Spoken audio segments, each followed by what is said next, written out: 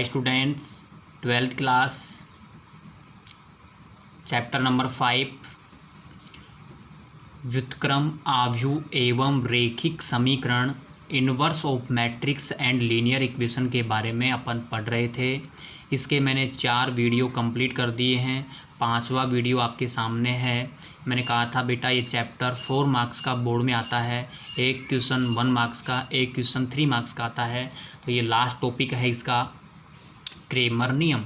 मैंने last video में बताया था आव्यूह विधि से रेखिक समीकरणों को हल करना। उसके मैंने आपको 5 या 6 क्वेश्चन भी दिए थे, आपने सोल्व कर लिए होंगे।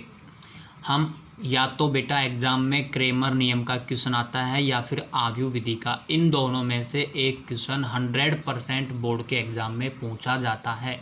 तो क्रेमर नियम जब आएगा तो इससे हम कैसे रेखिक समीकरणों को हल करेंगे, तो मैं आपको एक क्वेश्चन के माध्यम से बता रहा हूँ। बिल्कुल सिंपल रहेगा, फॉर्मूले रटने की आवश्यकता नहीं है। अपन फॉर्मूले लिखें फिर आप उसको याद करो, भूल सकते हैं, लेकिन हम क्वेश्चन से सिखाएंगे तो आप कभी नहीं भूलेंगे। तो देखो बेटा, हम आपके सामने पहले एक क्वेश्चन राइट करते हैं। क्वेश्चन लिखा है समीकरण निकाय 2 इक्वेशन राइट कर दी हैं, को क्रेमर नियम से हल करना है। तो सबसे पहले हम इक्वेशन राइट कर लेंगे 2x + 3y = 5, 6x - 3y = 11। इन दोनों क्वेश्चन को दोनों इक्वेशन हमने राइट कर ली है। अब राइट करेंगे कि क्रेमर नियम से, हम क्रेमर नियम से हल करते हैं। देखिए स्टूडेंट्स, हम आपको ये क्वेश्चन के माध्यम से बता रहे हैं क्रेमर नियम, फॉर्मूला याद नहीं करवा रहे, आपको क्वेश्चन से ही फॉर्मूला लर्न हो जाएगा। ओके, देखिए डेल = सारणिक x का कोफिशिएंट 2, इस x का कोफिशिएंट 6, इस y का कोफिशिएंट 3 और इस y का कोफिशिएंट -3। बताओ ये बात समझ में आ गई। डेल इक्वल कैसे लिखा, x के कोफिशिएंट यहाँ राइट कर दिए और y के कोफिशिएंट यहाँ राइट कर दिए। प्लस के हों तो प्लस के आ जाएंगे, माइनस के हों तो माइनस के आ जाएंगे। = आप जानते हो ये सारणिक है, और सारणिक मैंने आपको अच्छे से पढ़ा दिया है, 4th चैप्टर था। इसका इसमें मल्टीप्लाई करेंगे, माइनस इसका इसमें करेंगे, तो माइनस का 6 माइनस का 18 = माइनस का 24 डज नॉट इक्वल 0, कि जो वैल्यू आई है वो 0 नहीं है। फिर हम निकालते हैं बेटा डेल 1। अब डेल 1 की वैल्यू कैसे निकालते हैं, सारणिक। देखो डेल 1 में क्या करेंगे हम, ये समझो ये तो 1 है, ये 2 है, क्या है ये 1 और ये 2। तो डेल 1 का मतलब है इनको आप ऐसे कवर कर लेंगे, इनको आप ऐसे दबा लेंगे, और देखो इन डेल 1 की जगह जो ये यहाँ पे बच गए थे इनको राइट कर लेंगे 5, 11 और ये 3 और ये -3 = इसका इसमें मल्टीप्लाई करेंगे -15 माइनस इसका इसमें करेंगे -33 = ये हो गया -48 डज नॉट इक्वल 0। डेल 1 बताया, ऐसे ही डेल 2 की बात करते हैं। डेल 2 = सारणिक। 2 का मतलब है 2 नंबर वाली हटाएंगे, 2 नंबर वाली हटा देंगे, उसकी जगह जो यहाँ इक्वल में लिखे हैं उनको राइट कर देंगे। दोबारा सुन लो, डेल 1 का मतलब है 1 वाली हटा दी हमने, ये 1 वाली हट गई ना, इन 1 वालों के जो मान थे उनकी जगह इनको राइट कर दिया गया, ठीक है।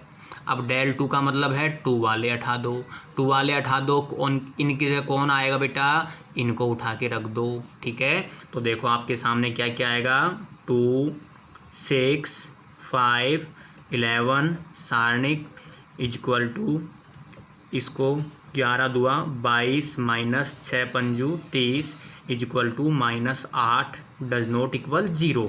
ऐसे डेल की वैल्यू, डेल 1 की वैल्यू, डेल 2 की वैल्यू फाइंड करनी है। इसमें कोई फॉर्मूला नहीं है, आप सभी विद्यार्थी मेरे हिसाब से फाइंड कर लेंगे, ठीक है बेटा।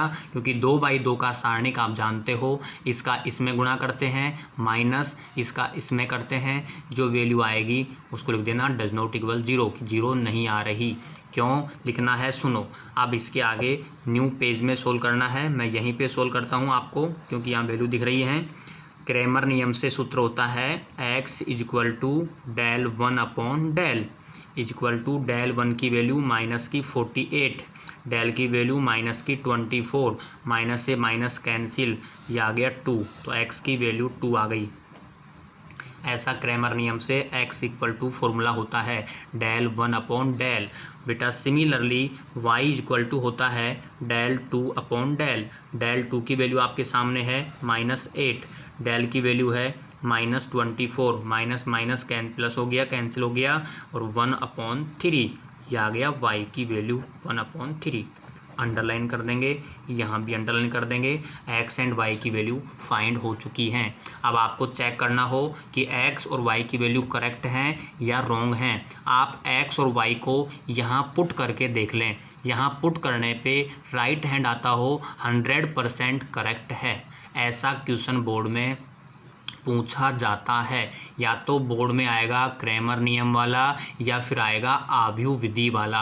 आव्यूह विधि मैंने पार्ट 4 में बताया था, पार्ट 5 में केवल आपको बताया जा रहा है क्रैमर नियम से रैखिक समीकरणों को किस तरह से हल किया जाता है, मतलब x का और y का मान कैसे निकालते हैं। बेटा यहाँ पे x y है, हो सकता है x y z का करना हो आपको, तो क्या होगा, यहाँ 2/2 की आ रही है, फिर वहाँ 3/3 की आएगी। यदि आपको 2/2 वाला समझ में आ गया सारणिक, तो 3/3 वाला सारणिक भी मैंने आपको बता रखा है कि कैसे उसका प्रसार करते हैं। उसमें फिर x y z रहेंगे, तो यहाँ पे 3/3 की सारणिक बनेगी। x की वैल्यू वैसे ही डेल की वैल्यू आएगी, फिर डेल 1 की आएगी, फिर डेल 2 की आएगी, फिर डेल 3 की भी आएगी। डेल 3 की आएगी क्योंकि उसमें x भी होगा, फिर y भी होगा और z भी होगा। देखो x का फॉर्मूला ये हो गया, y का फॉर्मूला ये रहा, बोलो z का क्या होगा, डेल 3 अपॉन डेल, और z का फॉर्मूला होगा। तो ऐसे क्वेश्चन 3 नंबर में पूछे जाते हैं। तो बेटा मैं आपको इस टाइप के क्वेश्चन राइट कर रहा हूँ, 5 क्वेश्चन जो कि सेल्फ सोल्व करने हैं। दोबारा सुन लो, डेल की वैल्यू नो प्रॉब्लम, ये x के और y के राइट करने हैं। यहाँ पे डेल 1 में इनको हटा देना, इनकी जगह जो कांस्टेंट है उनको राइट कर देना। डेल 2 में 2 की जगह यहाँ जो डेल ये 2 वाले हैं, तो इन 2 की जगह आपको कांस्टेंट लिखने हैं। प्रसार आपको आता है, फॉर्मूला मैंने बता दिया है, x और y की वैल्यू फाइंड कर ली जाएगी। देखिए नेक्स्ट पेज में मैं क्वेश्चन राइट कर रहा हूँ आपको। तो बेटा हमने आपके सामने 6 क्वेश्चन राइट किए हैं। इन सभी को क्रैमर नियम से सोल्व करना है। ये फर्स्ट है, ये सेकंड, ये थर्ड, ये फोर्थ, ये फिफ्थ में डरना नहीं है। ये माइनस का 13 है, इसको इधर लेके आना, प्लस का 13 हो जाएगा। ये बात याद रखें, कोई भी कांस्टेंट यदि लेफ्ट हैंड में होता है तो आप उसको इक्वल राइट हैंड में राइट करें। तो देखो -13 है, इसको इधर ले आना, प्लस का 13 हो जाएगा। तो 5 में आपको प्रॉब्लम नहीं आएगी।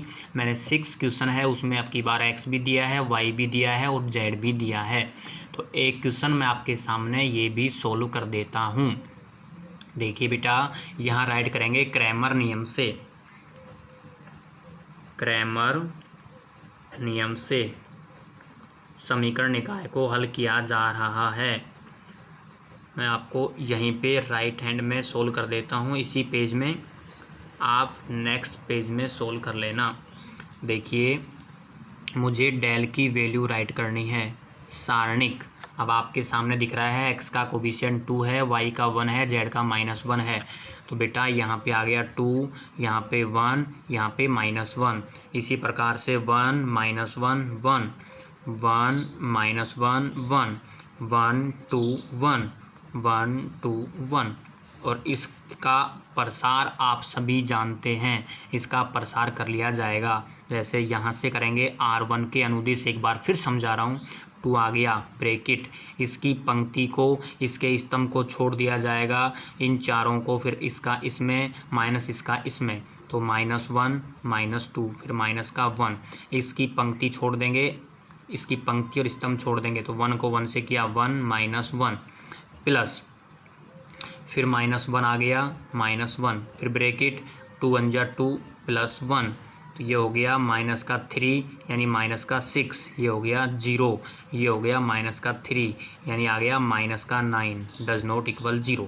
ऐसे ही डेल 1 की वैल्यू फाइंड करेंगे। तो डेल वन की देखो, फिर एक बार समझा रहा हूँ। डेल वन का मतलब है वन वाली को हटा देंगे, इसको यहाँ से हटा देंगे, बस केवल यही चेंज होगी, इनमें कोई परिवर्तन नहीं होगा, ध्यान रखें। डेल वन का मतलब वन वाली चेंज होगी, इनमें कोई चेंज नहीं होगा। तो वन की जगह कौन आएगा, कांस्टेंट आएंगे ये वाले 063 063, बाकी यों की यों 1 -1 2 -1 1 1, इसका भी आप प्रसार कर लेंगे। ओके, फिर इसी प्रकार से डेल टू की वैल्यू सुन लो एक बार। डेल टू का मतलब है टू वाली चेंज करेंगे, केवल ये वाली चेंज करेंगे, इस वाली को चेंज पहले कर लो। इनकी जगह कौन आएगा बोलो, ये आएंगे 063, बाकी यों की यों 2 1 1 -1 1 1। डेल थ्री की वैल्यू, डेल थ्री में ये 3 नंबर वाली चेंज होगी, 3 नंबर वाली की जगह वही आएंगे क्या क्या 063, ये आ गया 2 1 1 1 -1 2, इसका भी एक्सपेंशन कर लेंगे। तो बताओ del one, del two, del three में प्रॉब्लम नहीं आएगी, वेरी सिंपल क्रैमर नियम। और बेटा फॉर्मूला बताया था मैंने आपको अभी, बोलो x इक्वल टू बोलो क्या होता है, del one upon del, y का बोलो del two upon del, z का बोलो डेल थ्री अपॉन डेल। हमारे पास x y z का सॉल्यूशन आ जाएगा। चेक कैसे करेंगे, x का मान, y का मान, z का मान रखने से राइट हैंड आ गया, सेटिस्फाई कर गया, left hand equal to right hand आ गया। समझो आपने क्रैमर नियम से रैखिक समीकरणों को सही हल किया है। ओके, तो बेटा मेरे हिसाब से आपको क्रैमर नियम में परेशानी नहीं आएगी। ठीक है, 5 क्वेश्चन दिए हैं, 6 ही मान लो, ये भी मैंने अधूरा किया है, केवल आपको वैल्यू बताई हैं। अब एक बात आपको बताता हूँ वेरी इम्पोर्टेंट, अब सुनना, नोट डाल के अच्छे से राइट कर लेना, मैं राइट कर रहा हूँ। क्रैमर नियम के लिए वेरी इम्पोर्टेंट मैंने 3 नोट लिखे हैं, इनको आपको मैं समझा रहा हूँ। यदि डेल भी 0 नहीं हो, डेल वन भी 0 नहीं हो, डेल टू भी 0 नहीं हो, डेल थ्री भी 0 नहीं हो, ऐसा मैंने आपको क्वेश्चन करके दिखाया है, उन सभी का मान 0 नहीं था, कोई ना कोई डिजिट आया था, तब समझ जाना समीकरणों का हल यूनिक होगा, अद्वितीय हल होगा। ठीक है, इसमें तो आपको प्रॉब्लम नहीं है क्योंकि आपने इस क्वेश्चन भी करके देख लिया।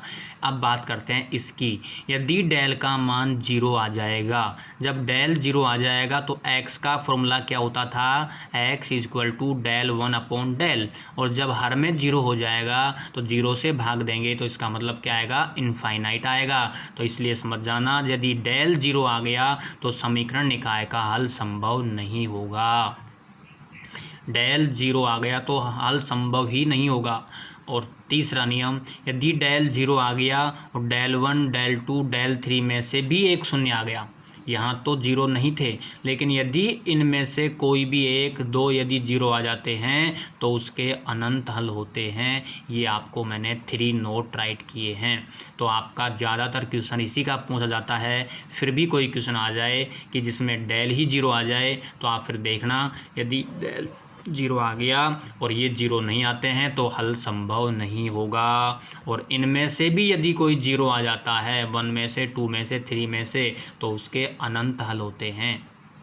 तो मेरी तरफ से क्रैमर नियम इज फिनिश्ड, यानी कि ये चैप्टर जो बोर्ड में जो पूछा जाता है मैंने कंप्लीट करवा दिया है बेटा। देखो आव्यूह विधि सिखा दी आपको, मेथड अच्छे से सिखा दिया है, आप क्वेश्चन 10 कर सकते हो।